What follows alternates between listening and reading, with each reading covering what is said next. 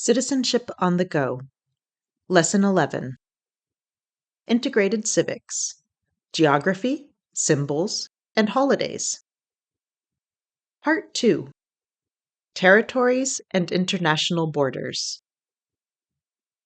Puerto Rico and the U.S. Virgin Islands are just two of 5 major territories that, alongside the 50 states, fall under the jurisdiction of the U.S. government. Puerto Rico, the most populous non-state U.S. territory, lies in the Caribbean Sea, as does the U.S. Virgin Islands. The other 3 major U.S. territories, the Northern Mariana Islands, Guam, and American Samoa, are found on the other side of the world in the Pacific Ocean. Like the 50 states, some U.S. territories were added to the country through international government purchases, while others were added as a result of war. The U.S. Virgin Islands were purchased from Denmark. Puerto Rico and Guam became U.S. territories as a result of the Spanish-American War. The Northern Mariana Islands became a U.S. territory as a result of U.S. conflict with Japan in World War II. American Samoa became a territory of the U.S. after a series of agreements were negotiated between the U.S. government, the government of Germany, and leaders of some Samoan people on Tutuila, American Samoa's largest island. Because the 5 major U.S. territories are not states, their residents don't have full representation in Congress. Territories do not have senators.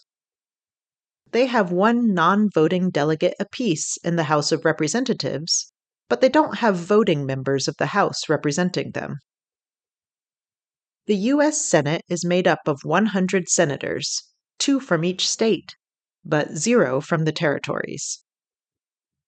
This means Americans who live in the territories have no representation in the Senate.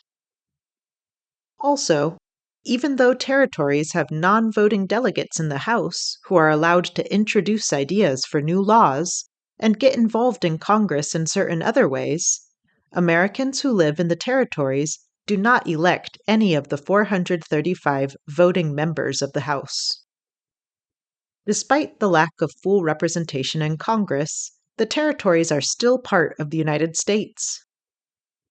Except for people from American Samoa, which has its own set of rules and regulations, anyone born in a U.S. territory is a U.S. citizen from birth.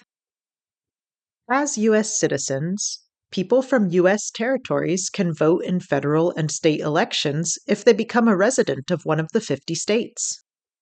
They can also run for federal or state office if they move to one of the states and become a resident.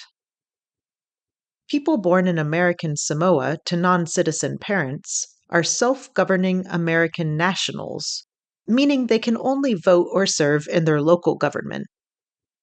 American Samoans can freely work and travel in the U.S. without needing to apply to do so as foreigners, however.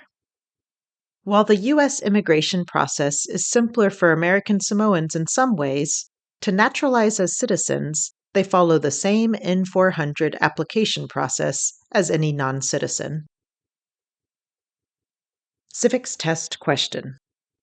Name 1 U.S. territory. Name 1 U.S. territory. Puerto Rico. Puerto Rico is one of the 5 major U.S. territories. The other 4 major U.S. territories are the U.S. Virgin Islands, American Samoa, the Northern Mariana Islands, and Guam. Civics test question. How many U.S. senators are there? How many U.S. senators are there? 100. Each of the 50 states has 2 senators, making a total of 100 U.S. senators. Territories do not have senators representing them in Congress. Civics test question. The House of Representatives has how many voting members? The House of Representatives has how many voting members? 435. The House of Representatives has 435 voting members. All voting members of the House are elected by residents of congressional districts in the 50 states. While U.S. territories have non-voting delegates in the House, these delegates are not voting members. To the north of the 48 contiguous states, and to the east of Alaska, lies the country of Canada. The border between Canada and the United States is the longest border in the world between the same two countries. 13 U.S. states border Canada. From east to west, the U.S. states bordering Canada are Maine, New Hampshire, Vermont, New York, Pennsylvania, Ohio, Michigan, Minnesota, North Dakota, Montana, Idaho, Washington, and the largest state of the United States, Alaska. Civics test question. Name one state that borders Canada. Name one state that borders Canada. Maine. Maine is one state that borders Canada. The other 12 states that border Canada are New Hampshire, Vermont, New York, Pennsylvania, Ohio, Michigan, Minnesota, North Dakota, Montana, Idaho, Washington, and Alaska. To the south of the United States lies the country of Mexico. The U.S.-Mexico border is one of the busiest borders in the world. 4 U.S. states border Mexico.